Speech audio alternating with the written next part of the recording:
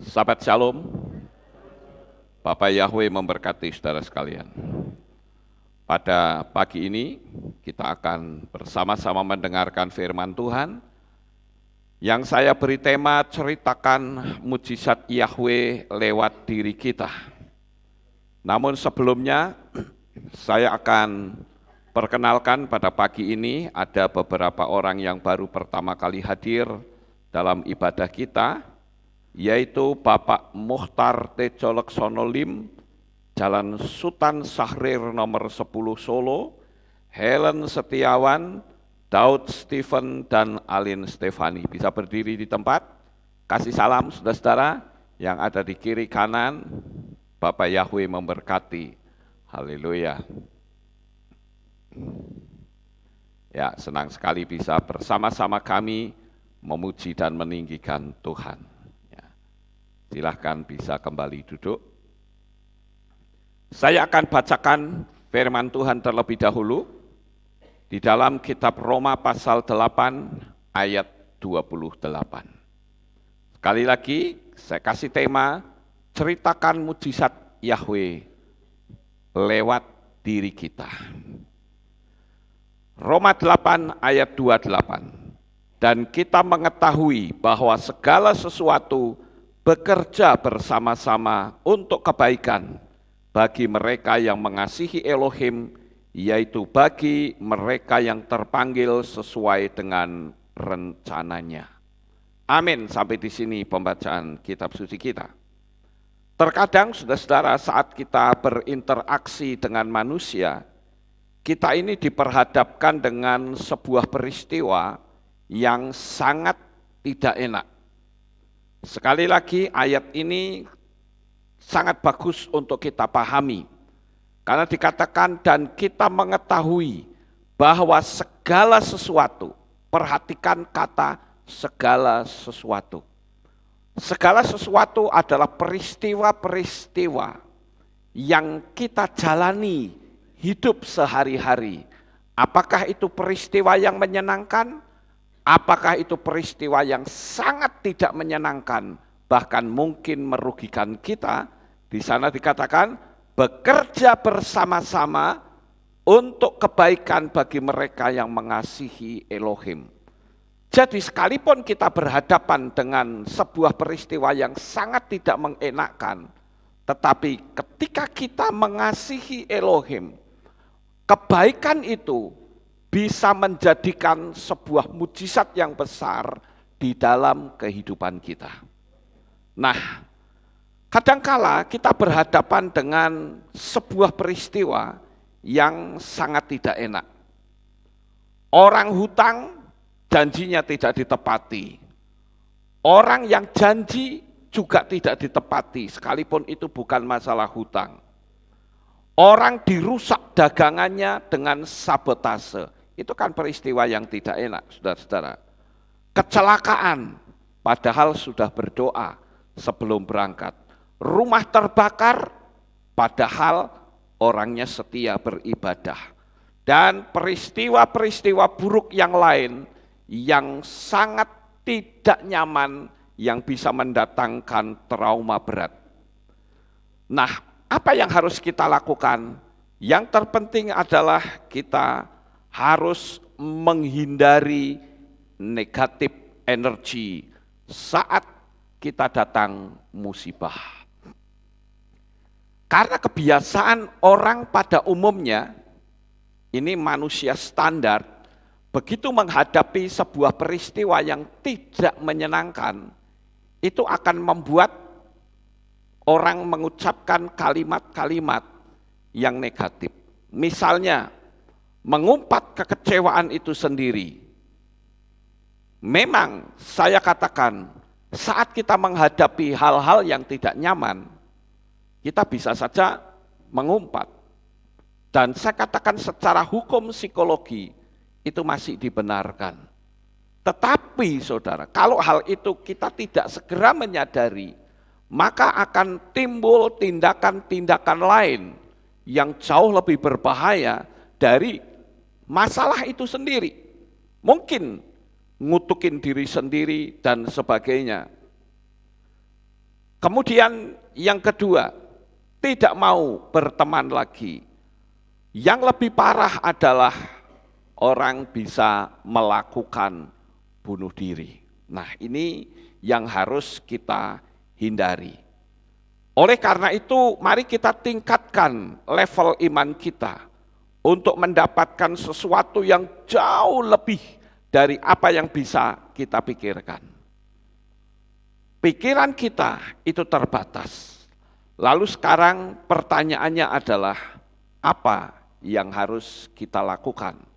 Saya menemukan ada beberapa hal yang penting yang harus kita coba lakukan sehingga peristiwa yang buruk akan berubah menjadi mujizat di dalam diri kita. Yang pertama adalah abaikan saja yang sudah terjadi. Kenapa kita harus mengabaikan? Karena kalau kita tidak mengabaikan, pikiran kita akan terfokus kepada masalah itu. Dan ketika kita ada dalam fokus yang salah, maka hasilnya akan menjadi salah. Tetapi kalau kita bisa mengabaikan apa yang sudah terjadi, maka kita bisa melakukan aktivitas kita dengan tidak terganggu oleh apapun yang sudah terjadi. Jangan ambil langkah yang melanggar hukum. Ambillah sebuah pertanyaan kecil. Kalau peristiwa yang tidak menyenangkan itu sudah terjadi, terus saya mau apa? Ya, kan kita tidak bisa berbuat apa-apa. Lebih baik kita melakukan tindakan yang akan bisa mendatangkan mujizat besar. Jadi, abaikan apa yang sudah terjadi, jangan ambil langkah yang melanggar hukum, baik hukum dunia maupun hukum Tuhan. Saya ambil contoh, berapa banyak orang yang mengalami sebuah peristiwa saat dia dilecehkan, saat dia dihina, saat dia dirugikan, dia ambil tindakan yang melanggar hukum dunia, orangnya dibunuh. Malah akhirnya yang didapat, kita bukannya mendapatkan mujizat, yang terjadi apa saudara? Kita mengalami kesulitan lebih parah lagi. Kita juga mungkin melakukan bunuh diri, itu lebih parah lagi, karena itu jalan tol menuju ke neraka. Ingat, hidup kita masih panjang, jangan sampai kita sendiri mengalami kesulitan untuk yang kedua kalinya oleh sikap kita. Itu yang pertama. Sekarang yang kedua, yang mesti kita perhatikan di sini adalah semua perjalanan hidup kita itu dimonitor oleh Tuhan.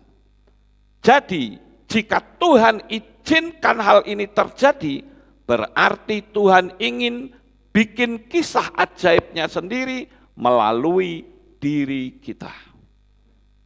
Saya katakan, Tuhan, apapun peristiwa yang harus terjadi kepada saya, terjadilah. Kenapa? Karena saya ingin Tuhan bikin peristiwa-peristiwa yang hebat, peristiwa-peristiwa yang ajaib lewat diri saya. Saudara lihat, sebuah kesaksian yang indah dari seseorang justru ketika orang itu menghadapi banyak tantangan, banyak masalah, dan dia mengandalkan sepenuhnya tantangan itu kepada Tuhan. Di dalam kitab 1 Petrus 3 ayat 12 dikatakan, sebab mata Yahweh ada atas orang benar dan telinganya tersedia bagi permohonan mereka, tetapi wajah Yahweh melawan orang yang berbuat jahat. Ayat ini sangat luar biasa memberikan kekuatan bagi kita yang mungkin hari ini kita mendapatkan satu musibah atau sebuah tantangan. Pertanyaannya, bisakah Bapak Yahweh memberkati jauh lebih besar dari apa yang sudah terjadi? Bisa atau tidak? Bisa, saudara. Ini yang mesti ada dalam diri kita. Yakini bahwa hidup saudara dan saya, bahkan saudara yang saat ini mengikuti streaming kami, saat engkau menghadapi masalah yang besar, Ingat, ada mata Tuhan yang melihat dalam hidupmu.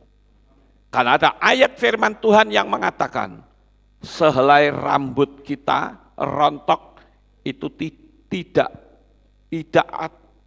ada yang tanpa sepengetahuan Tuhan. Artinya sekecil apapun Bapak Yahweh itu tahu. Ayo bagi saudara yang saat ini merasakan, aku ditipu orang, aku dibohongi orang, aku dirugikan orang, ingat, mata Tuhan tertuju kepadamu. Dan peristiwa itu juga sepengetahuan Tuhan. Harus kita ingat itu Bapak Ibu. Ya. Jadi, jangan sampai kita berlarut-larut dalam kesedihan yang mendalam, atau marah, atau dendam. Karena kalau mengizinkan kemarahan, dendam, dan lain-lain, kita akan tertarik mundur ke belakang. Buat sebuah pertanyaan kecil, kalau aku sampai mengizinkan energi-energi negatif, kalimat-kalimat negatif, terus aku mau apa?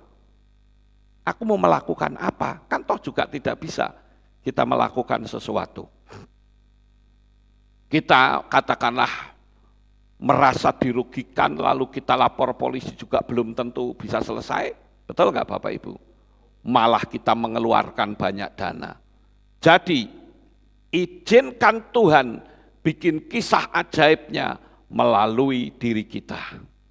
Coba perhatikan, kalau kita dengar kesaksian-kesaksian yang indah, pasti di dalamnya ada bumbu-bumbu penderitaan dan hambatan yang ajaib. Contoh Yusuf saja saudara. Tertarikkah saudara dengan kisah Yusuf?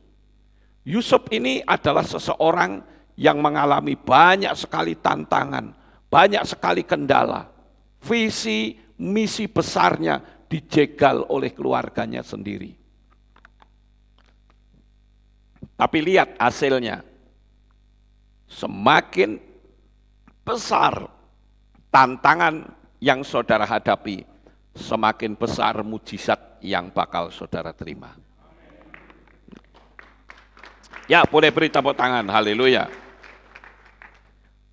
Kalau kita ingin terus bergerak maju, ingat, jangan dibicarakan lagi peristiwanya, karena saudara akan berusaha oleh kekuatan kuasa kegelapan ditarik ke belakang.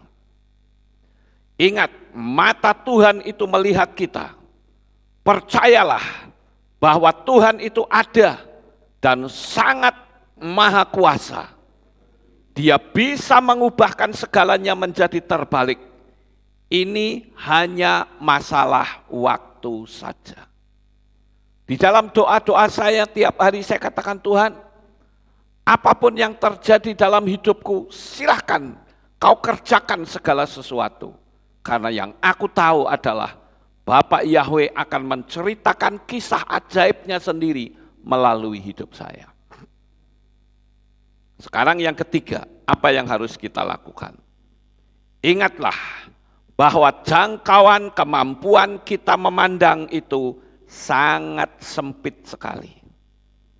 Tetapi tetaplah percaya kalau Dia pasti menolong kita dengan caranya sendiri yang sangat ajaib. Karena Bapak Yahweh memiliki jutaan cara untuk menolong kita. Jika kejahatan itu bisa terjadi pada diri kita, berarti juga mujizat Tuhan bisa terjadi juga dalam hidup kita. Bagi saudara-saudara yang ada di rumah dan dimanapun saudara berada yang mengikuti streaming pagi hari ini, mungkin saudara berkata, ya Tuhan, itulah aku orangnya. Jangan takut saudaraku. Katakan, Tuhan, silahkan engkau lakukan mujizat yang maha dahsyat untuk hidupku. Aku akan menceritakan keajaiban-keajaibanmu. Itu sebabnya saudara, buatlah sebuah komitmen. Kalau aku mendapatkan mujizat, ceritakan mujizat itu. Sehingga Tuhan bikin mujizat-mujizat lain yang ada dalam diri kita. Ya Bapak Ibu, Sekarang kebanyakan orang pada umumnya, kalau ada mujizat, dia diam. Tapi ketika dia mengalami sebuah masalah yang besar, dia cerita kemana-mana. Berarti yang dimuliakan Tuhan atau bukan? Bukan. Ini loh. Makanya saya katakan kita itu sedang berurusan dengan dunia alam yang tidak nampak oleh mata. Alam roh, saudara-saudara. Mulai sekarang buat sebuah komitmen, Tuhan, ayo buat keajaiban-keajaiban-Mu turun atas diriku. Biar mulutku menceritakan kedahsyatan Tuhan. Karena kedahsyatan Tuhan, Tuhan turunkan pada diri kita, itu tujuannya apa untuk kita cerita? Supaya Bapak Yahweh dimuliakan, saudara. Saya seringkali mendapatkan konseling dari banyak orang dari berbagai belahan penjuru dunia. Selalu yang diceritakan adalah masalah. Selalu yang diceritakan adalah beban berat.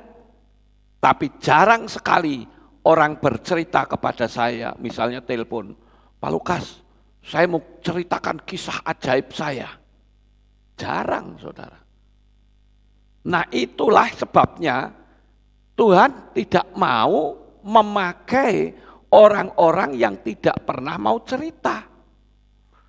Karena sebetulnya Bapak Yahweh itu kan ingin dirinya dimuliakan, betul enggak? Bagaimana kalau dirinya dimuliakan sedangkan yang dimunculkan adalah masalah, yang dimunculkan beban berat. Jadi kita perlu membuat sebuah komitmen. Tuhan, aku mau. Biarlah dunia ini tahu bahwa Engkau dahsyat melalui diri saya. Melalui keluarga saya. Melalui umat-umat-Mu. Jemaat Bapak Yahweh. Sekarang yang keempat. Izinkan Tuhan bikin jalan kisah ajaibnya sendiri melalui diri kita. Jikalau ada masalah, ikhlaskan semuanya. Yang penting jaga hati. Percayalah Bapak Yahweh itu maha kuasa. Doakan orang-orang yang sudah mengecewakan kita. Biarkan level kita naik sesuai dengan mujizatnya yang ajaib. Ada bahkan orang yang putus hubungan dengan pacarnya sendiri.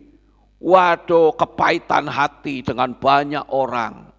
Padahal Tuhan sedang siapkan orang baru yang jauh lebih dahsyat. Betul nggak Bapak Ibu? Kenapa harus ngelokro di situ, berhenti di situ? Sekarang katakan Tuhan, ayo buat mujizat-Mu melalui diriku. Karena di belakang hari nanti, saudara akan bisa bercerita tentang hebatnya Bapak Yahweh. Kalau kita mau mengizinkan Tuhan bikin jalan kisahnya sendiri melalui diri kita, melalui kehidupan kita. Sekarang yang kelima, biarkan orang luar membicarakan keburukan kita. Toh nantinya kitalah yang dapat tertawa kemenangan paling akhir, saudara-saudara. Biarkan orang luar membicarakan keburukan kita, karena yang sering kali saya lihat, kita itu sering tergoda dengan orang lain yang ngomong buruk sama kita. Saudara lihat, saat Lazarus mati, keluarga itu kecewa berat. Karena sebelumnya Yesus sudah diundang untuk datang, untuk mendoakan, supaya Lazarus itu sembuh. Tetapi bukannya datang malah berlambat-lambat. Sampai akhirnya Lazarus mati. Waktu itu keluarga kecewa berat, Maria dan Marta kecewa. Apalagi kalau sudah bicara tentang kematian, itu sudah menjadi deadlock atau kunci mati. Kunci yang tidak bisa kita buka lagi. Tapi lihat, Yesus mengajarkan kepada kita ucapkan kalimat-kalimat kebangkitan sehingga apapun yang sudah mati bisa bangkit kembali. Hari ini saya tidak tahu apa yang jadi problem dan masalah saudara. Mungkin saudara kecewa, kenapa seolah-olah Tuhan itu datang terlambat. Tapi saudara lihat, ketika Lazarus itu dibangkitkan, Yesua dimuliakan atau tidak? Dimuliakan. Tapi kalau Yesua datang, waktu Lazarus sakit dan disembuhkan, semua sama. Orang buta sembuh juga bisa, orang lumpuh sembuh juga bisa. Tapi dengan Tuhan mengizinkan kematian itu datang, maka dahsyatnya Yesua semakin nyata. Orang menjadi semakin terkagum-kagum dengan Tuhan. Mau enggak diri kita dipakai supaya orang mengagumi Tuhan karena melihat mujizat kita? Itu yang penting, saudara. Jadi izinkan, kalau misalkan Tuhan melalui peristiwa ini, ekonomiku mati, ya tinggal bangkitkan. Ucapan kita itu memiliki power yang luar biasa. Katakan, hai kematian ekonomi, bangkit. Dan dia pasti bangkit. Studi kita mengalami keguncangan, kita bisa katakan kepandaian, datanglah. Karena pada waktu Yesua membangkitkan Lazarus, dia bilang buka kuburnya, lalu Yesua berkata, Lazarus datang. Lazarusnya datang, saudara. Kita juga bisa berkata begitu, hai tabungan, bangkit. Tabunganku terisi begitu banyak uang. Bisa terjadi? Sangat mudah bagi Bapak Yahweh. Tapi apa yang terjadi ketika kita mengalami kerugian? Seringkali bukan ucapan-ucapan yang baik yang muncul, tetapi ucapan-ucapan yang salah. Ini saya bicara standar ya, semua orang pasti seperti itu. Saya pun bisa seperti itu, saudara. Tetapi kita belajar firman. Segala sesuatu itu bekerja bagi orang yang mengasihi dia. Kalau keburukan bisa datang kepada saya, bisa merugikan saya, maka mujizat juga bisa mendatangi saya, membuat nama Bapak Yahweh semakin termasyhur. Jadi kalau kita melakukan ini, sekarang tinggal tunggu waktu saja. Saya percaya Bapak Yahweh itu punya jutaan cara untuk menunjukkan kemahakuasaannya kepada dunia. Biarkan diri saya menjadi sebuah tokoh ceritanya Bapak Yahweh yang sangat dahsyat. Ingat saudara, bahwa keajaiban-keajaiban itu datang tanpa tanda-tanda. Kalau saudara ditipu orang, saudara dilecehkan pun tidak ada tanda-tanda, bukan? Mujizat pun datang tanpa tanda-tanda. Ingat bahwa pandangan kita itu hanya sejauh kemampuan mata kita. Tetapi Tuhan punya banyak channel yang tidak mampu kita jangkau. Sekali lagi izinkan Bapak Yahweh itu membuat mujizat bagi kita. Kalau saudara lihat Nigeria, selama ini Nigeria itu adalah negara yang dikenal sebagai negara penghasil gembong narkoba terbesar di dunia. Coba kalau saudara lihat orang-orang yang ditangkap di bandara, rata-rata mereka adalah warga negara Nigeria. Dunia selalu menyoroti buruk tentang Nigeria. Tetapi tahukah saudara bahwa di Nigeria ada sebuah gereja terbesar di dunia. Dulu orang berpikir gereja yang terbesar itu di Korea, tempatnya Dr. Paul Yonggi-cho. Tetapi sekarang walaupun kita tidak tahu, tiba-tiba muncul sebuah pemandangan yang super dahsyat, yaitu gereja yang terbesar di dunia, jumlah jemaatnya 1 juta orang lebih, saudara. Dan kalau saudara lihat luas gerejanya, wow, luar biasa. Luas gerejanya itu bukan 30 meter, tapi 3 kilometer, saudara. Ya. Dan kalau saudara lihat bagaimana cara mereka beribadah, saudara perhatikan, luar biasa sekali. Nah, bagaimana jemaat bisa seperti ini, saudara? Luar biasa sekali, bukan? Nah, sebelum saya tutup dalam doa, kita akan tonton sebentar videonya, bagaimana cara mereka beribadah, bagaimana model gerejanya. Kita akan lihat bahwa hal-hal yang buruk yang datang, juga hal-hal yang dahsyat bisa datang juga. Amin. Kita lihat videonya, saudara, supaya kita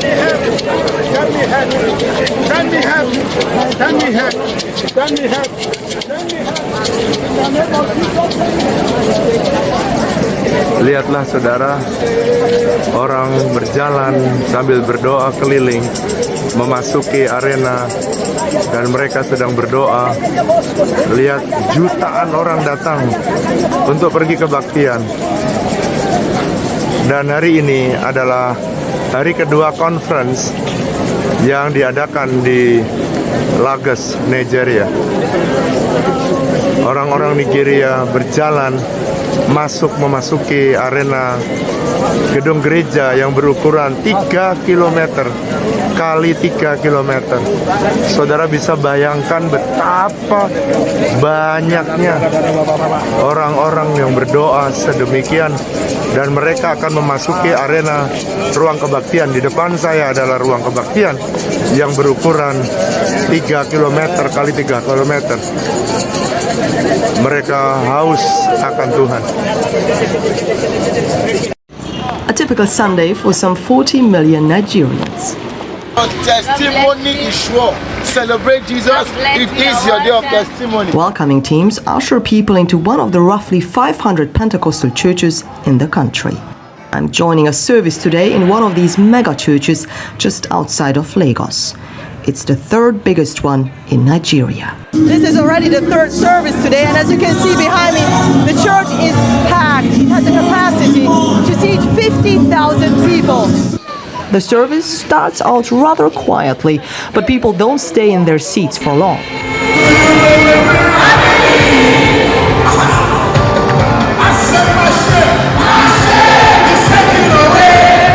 The pastor calls himself a bishop here, and he's celebrated like a star. David Oyedepo's estimated worth is $150 million. Many of his followers yearn for that kind of wealth. Oyedepo's prosperity gospel resonates with them. The siege of unemployment is over in your life. The siege of business, frustration, stagnation, and failure is finally over. The big donation baskets fill quickly. The belief is the more you give during and after the church service, the more your wealth will increase. After church, there are many more ways to spend money. How about olive oil, sold for $5 per bottle? This is not to eat, it is to put on your head. Why? Why it's not to eat is because it's a blessed oil. Like, it is not like the normal random oil we use for cooking or for anything. But once you believe and you use the oil, it will work for you. It cures sicknesses, it cures barrenness, it cures anything. People have been healed from HIV by using just this oil. Pentecostal churches compete for members. Each promises economic salvation, a solution, and people want to believe in them, especially in times of hardship. Churches are not required to pay taxes. But with a rise in extreme poverty, some politicians want to change that. Still, it's a highly unpopular idea among those who believe positive change is only possible through their faith and not their government.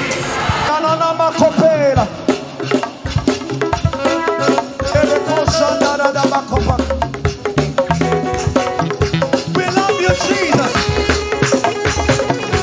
Hey! Somebody give the Lord a shout.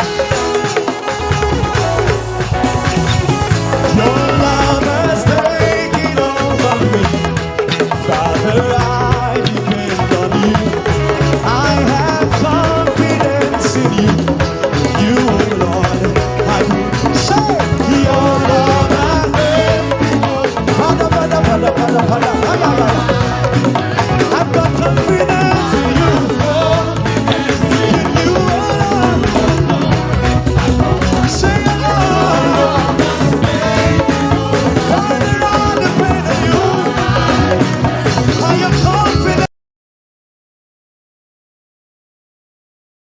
Bukan? Sangat luar biasa ya. Jadi beranikan mimpi besar saat ini. Ayo jangan kita terkungkung oleh problem masalah. Mimpikan mimpi-mimpi besar dalam hidupmu sendiri. Dan saya katakan dalam nama Bapa Yahweh, dalam nama Adonai Yeshua HaMashiach dan Roh Kudus, hal itu bisa terjadi dalam hidup saudara masing-masing. Haleluya. Hindari berbicara negatif. Mimpikan mimpi yang dahsyat. Saya juga katakan, kalau Bapak Yahweh bisa bikin gereja Nigeria dahsyat seperti itu, Dia Bapak Yahweh yang Maha Kuasa juga bisa lakukan hal yang sama untuk Kehilat Aleph Tau Magelang. Haleluya. Jangan kita berkecil hati. Tangannya yang maha dahsyat, tangan yang sama, Dia juga akan lakukan untuk kita semua. Sukses besar untuk saudara. Bapak Yahweh memberkati. Haleluya. Kita tunduk kepala, kita akan berdoa. Kami mengucapkan terima kasih dan syukur kepadamu ya Bapa. Pada pagi hari ini kami bersama-sama telah mendengarkan renungan firman-Mu. Biarlah apa yang terjadi dalam hidup kami sepengetahuan-Mu. Karena firman-Mu berkata, bahwa sehelai rambut pun Engkau ketahui saat rambut itu rontok, apalagi dalam kehidupan kami. Oleh sebab itu kami mohon Bapa, jadikan diri kami objek dari kisah ajaib-Mu untuk bisa dunia tahu bahwa Engkau bekerja dengan luar biasa melewati diri kami. Saya berdoa untuk jemaat-Mu, baik yang ada di tempat ini, maupun yang mendengarkan live streaming pada pagi hari ini. Saat mereka menghadapi masalah, Engkau berkenan untuk mengubah masalah itu menjadi keajaiban yang sangat besar. Terima kasih Bapak Yahweh, meteraikan firman ini di dalam hati seluruh umat-umat-Mu. Terpujilah Engkau ya Bapa, di dalam nama Adonai Yeshua HaMashiach. Kami sudah berdoa, semua yang percaya berkata, amin. Kita akan dengar pengumuman. Shalom, berjumpa kembali dalam Aleph Tau Update News. Berikut kami sampaikan pengumuman minggu ini. Info Men's Club, kami mengajak kaum pria untuk ikut serta dalam kegiatan berendam air hangat di pemandian Umbul Banyuroso Tempuran yang diadakan pada hari Selasa 17 Januari 2023 dengan biaya Rp15.000 per orang, sudah termasuk minum dan gorengan. Bagi yang berminat dapat segera mendaftar karena kuota terbatas. Kumpul di Kehilat pukul 6 sore on time. Pendaftaran dan info lebih lanjut dapat menghubungi Bapak Yuli di nomor 0858 7855 7444. Divisi Anak akan mengadakan kegiatan bakti sosial pada hari Minggu 29 Januari 2023 untuk diberikan ke Rumah Singgah Salatiga, Yayasan Tuai Terang untuk Anak Indonesia Salatiga, serta Jemaat GPF Hodula Yahweh Kopeng. Bagi jemaat yang rindu untuk berpartisipasi, baik dalam bentuk sembako seperti susu, beras, minyak goreng, gula ataupun pakaian pantas pakai, dapat diserahkan ke guru-guru divisi anak pada saat ibadah anak, paling lambat pada hari Minggu 22 Januari 2023. Untuk info lebih lanjut, dapat menghubungi Ibu Sylvia atau Ibu Nani di nomor berikut. Bagi jemaat yang memiliki permasalahan seputar kehidupan dan membutuhkan dukungan doa untuk didoakan bersama, kami tim dan sahabat-sahabat di Divisi Doa Pagi akan siap mendoakan dengan sepenuh hati. Mengenai hal-hal yang ingin didoakan, dapat menghubungi Bapak Andre Ong di nomor 081 6422 8320. Demikian pengumuman minggu ini. Sampai jumpa di Aleph Tau Update News selanjutnya. Bapak Yahweh memberkati. Ya, itulah pengumumannya Bapak Ibu. Kita akan akhiri ibadah kita. Saya mengundang jemaat Tuhan kita bangkit berdiri. kita akan tutup dalam doa. Terima kasih Bapak Yahweh. Selesai sudah ibadah kami dari awal pertengahan sampai pada akhirnya. Sebentar lagi anak-anak-Mu akan kembali pulang ke rumah mereka masing-masing. Jaga lindungi peliharakan mereka sampai di rumah dengan selamat. Pertemukan kembali esok untuk kami bersama-sama beribadah memuliakan Tuhan. Terpujilah Engkau dalam nama Adonai Yeshua HaMashiach. Kami sudah berdoa. Mari kita angkat tangan kita dan kita akan menerima berkat Kohanim. Haleluya. Yevarech Yahweh wa yismereka.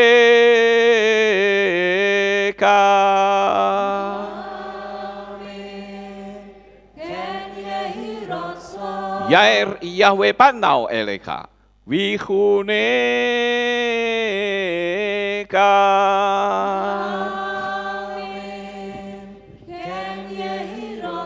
Yesa Yahweh panau eleka wa yashem lecha shalom.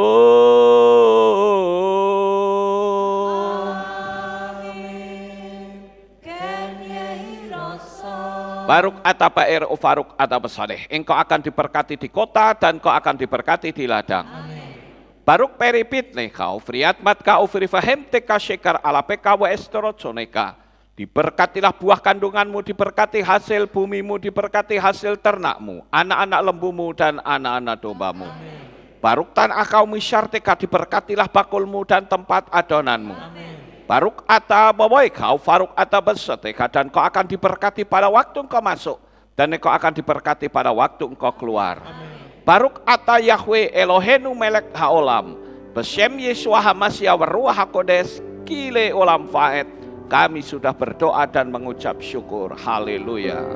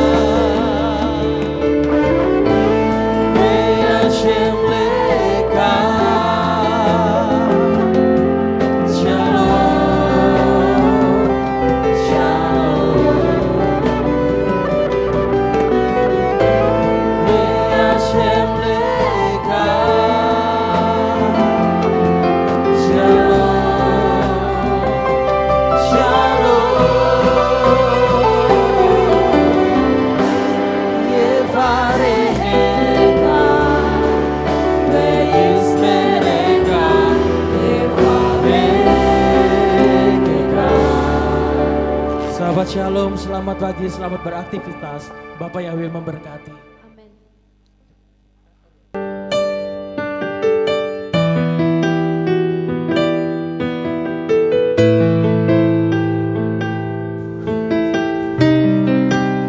Segala pujian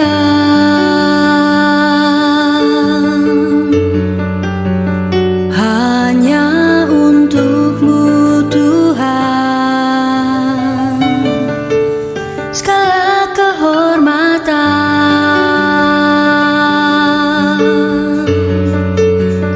juga punya-Mu Tuhan. Dari puncak tertinggi sampai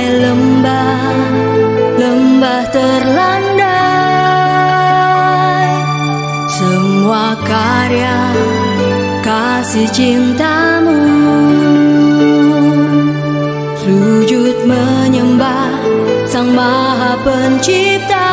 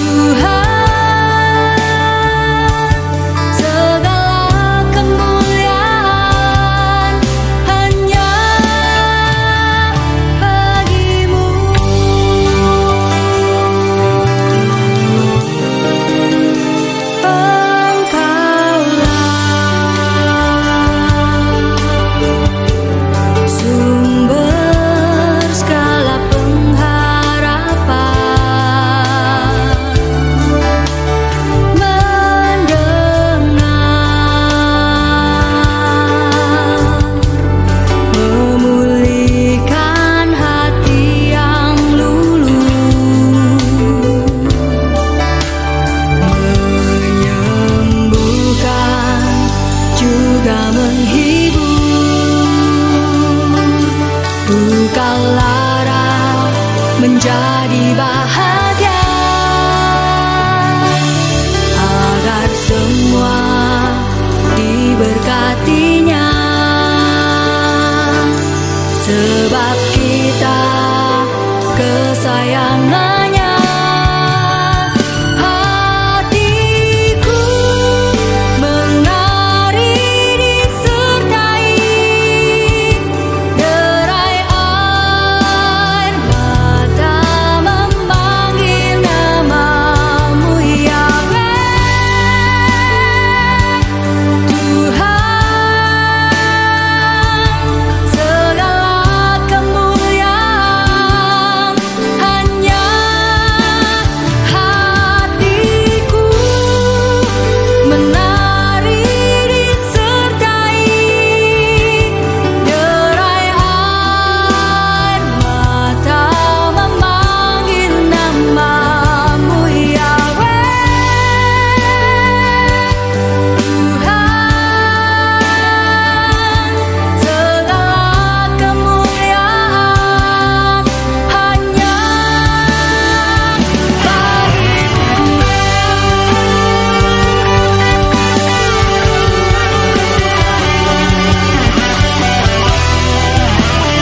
hatiku menari disertai derai air mata memanggil namamu Yahweh.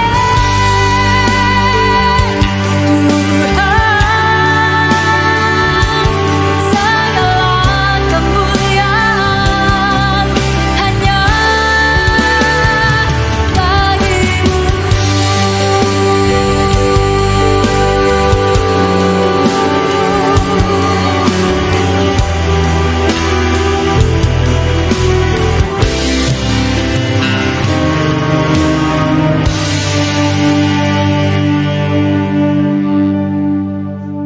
dikala ku berdoa teringat kamu,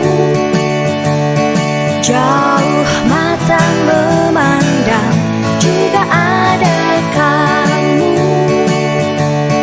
karena besar kasih-Nya kita dijadikannya satu dalam keluarga besar Yesus Tuhan. Dikala ku berdoa teringat kamu, jauh mata memandang juga ada kamu, karena besar kasih-Nya kita dijadikannya satu dalam keluarga besar Yesus Tuhan. Senyum dan air matamu dalam kasih Yesus, berpisah bertemu lagi. Senyum dan air matamu dalam kasih Yesus, berpisah bertemu lagi.